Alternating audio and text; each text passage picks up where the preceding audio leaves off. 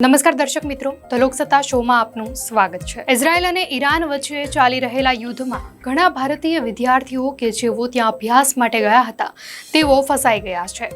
હાલ Iran Israel વચ્ચે ભારે તણાવભર્યો માહોલ છે। ઈરાનમાં વધી રહેલા ઇઝરાયેલી હવાઈ હુમલાઓ વચ્ચે સેંકડો ભારતીય મેડિકલ વિદ્યાર્થીઓ પોતાનો જીવ બચાવવા માટે પોતાના એપાર્ટમેન્ટના બેઝમેન્ટમાં છુપાઈ ગયા છે। હાલમાં ઈરાનમાં સેંકડો ભારતીય મેડિકલ વિદ્યાર્થીઓ છે જેઓ ભારત સરકારને અપીલ કરતા કહી રહ્યા છે કે મોડું થાય તે પહેલા અમને અહીંથી બહાર કાઢો। ગોળીબાર અને બોમ્બ વિસ્ફોટના અવાજો અને ધીમી ઇન્ટરનેટ સ્પીડ જેવા કારણોસર ખૂબ જ ડરેલા છે। આ ભયાનક પરિસ્થિતિમાં ભારતીય વિદ્યાર્થીઓએ કેન્દ્ર સરકારને મદદ માટે અપીલ કરી છે। ત્યારે ભારતીય વિદ્યાર્થીઓને સુરક્ષિત રીતે બહાર કાઢવાની તૈયારીઓ શરૂ થઈ ગઈ છે। જોકે વિદ્યાર્થીઓ કહે છે કે ભયનું વાતાવરણ એટલું વધારે છે કે ફક્ત સલાહ અને સંદેશાથી રાહત નહીં મળે। નોંધનીય છે કે સંઘર્ષના પહેલા 3 દિવસમાં ઇઝરાયેલી હુમલાઓમાં ઈરાનમાં 138 લોકો માર્યા ગયા, જેમાં 9 પરમાણુ વૈજ્ઞાનિક અને 20થી વધુ ઈરાની કમાન્ડરનો સમાવેશ થાય છે। 350થી વધુ લોકો ઘાયલ થયા છે।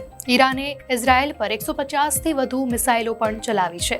આમાં 14 ઇઝરાયેલી માર્યા ગયા છે અને 380 ઘાયલ થયા છે। લગભગ 1500 ભારતીય વિદ્યાર્થીઓ ઈરાનમાં અભ્યાસ કરી રહ્યા છે। તેમાંથી 1300 જેટલા કાશ્મીરી વિદ્યાર્થીઓ પણ છે। 15 જૂને તહેરાનમાં હુઝાદ દોસ્ત અલી હોસ્ટેલને પણ ઇઝરાયેલના હવાઈ હુમલામાં નિશાન બનાવાઈ હતી। આ કાશ્મીરી વિદ્યાર્થીઓનું નિવાસસ્થાન છે। હુમલામાં કેટલાક વિદ્યાર્થીઓને ઈજા પહોંચી હતી। ત્યારથી વિદ્યાર્થીઓના પરિવારો ચિંતામાં મુકાયા છે। ઇઝરાયેલ એટલા બધા મિસાઇલ હુમલા કરી રહ્યું છે કે કોઈને ખબર નથી કે ક્યારે શું બની જાય। આ કોઈ દેશનો આંતરિક ઝઘડો નથી, પરંતુ આ બે દેશ વચ્ચેના યુદ્ધની પરિસ્થિતિ છે। કાશ્મીરના પડગામના રહેવાસી સુહેલ વિનંતી કરતા કહે છે કે મોટા ભાગના કાશ્મીરી બાળકો ઈરાનમાં ફસાયેલા છે। તેઓ પણ પહેલા 2 દિવસ ગભરાયા નહીં। તેઓ અમને ખાતરી આપતા રહ્યા કે બધું બરાબર છે, અમે બધા સુરક્ષિત છીએ। જ્યારથી ઇઝરાયેલે હવાઈ હુમલો કર્યો છે ત્યારથી તેમનો તણાવ વધી ગયો છે। હવે બાળકો અમને ફોન કરીને વિનંતી કરી રહ્યા છે કે ભારત સરકાર અમારા પાછા ફરવાની વ્યવસ્થા કરે અથવા ક્યાંક સલામત રહેવાની વ્યવસ્થા કરે।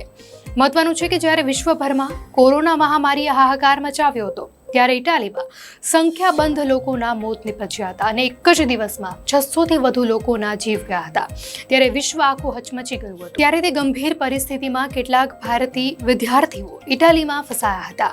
તે ગંભીર પરિસ્થિતિ વચ્ચે પણ ભારતની એર ઇન્ડિયા એરલાઇન્સે 21 માર્ચથી 23 માર્ચ દરમિયાન ઇટાલીમાં ફસાયેલા 250થી વધુ ભારતીયોને એરલિફ્ટ કર્યા હતા। યુદ્ધમાં ફસાયેલા ભારતીય વિદ્યાર્થીઓની સુરક્ષા માટે તેમનો સંપર્ક કરવામાં આવ્યો છે।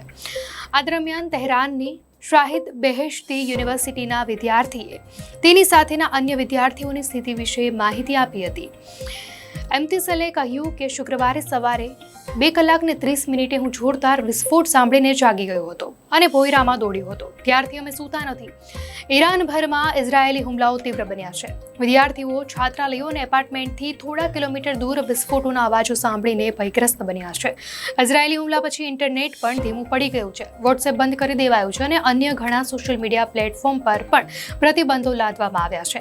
ઈરાનમાં ભારતીય દૂતાવાસે ભારતીય નાગરિકો માટે એક સલાહકાર જારી કર્યો છે, જેમાં કહેવાયું છે કે ઈરાનની વર્તમાન પરિસ્થિતિને ધ્યાનમાં રાખીને ભારતીય નાગરિકો અને અહીં રહેતા ભારતીય મૂળના લોકોએ દૂતાવાસના સંપર્કમાં રહેવું પડશે।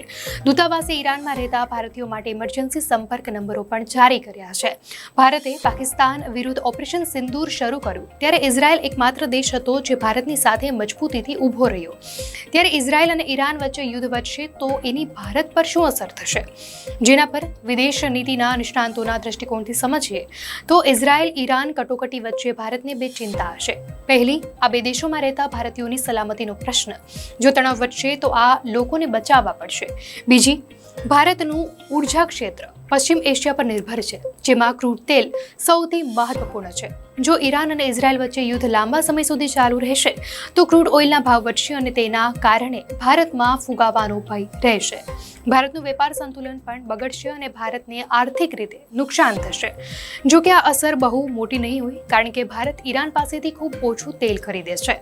ભારતનું મોટાભાગનું તેલ ગલ્ફ દેશોમાંથી આવે છે. ભારતના ઈરાન અને ઇઝરાયલ બંને સાથે સારા સંબંધો છે. આવી સ્થિતિમાં ભારતને એક દેશ પસંદ કરવામાં મુશ્કેલીનો સામનો કરવો પડશે. તો દર્શક મિત્રો, આ ન્યૂઝ પર આપનું શું મંતવ્ય છે અમને કોમેન્ટમાં જરૂરથી જણાવશો.